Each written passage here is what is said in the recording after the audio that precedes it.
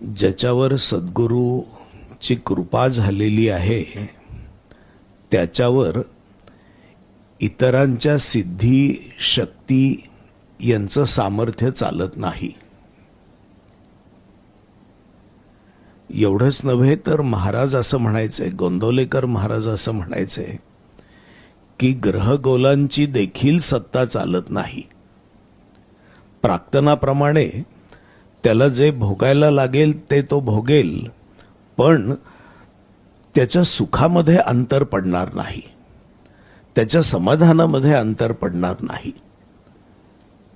सद्गुरू कृपा झाली की तो सर्वांच्या प्रभावापासून मुक्त होतो, अनिष्ट शक्तींच्या प्रभावापासून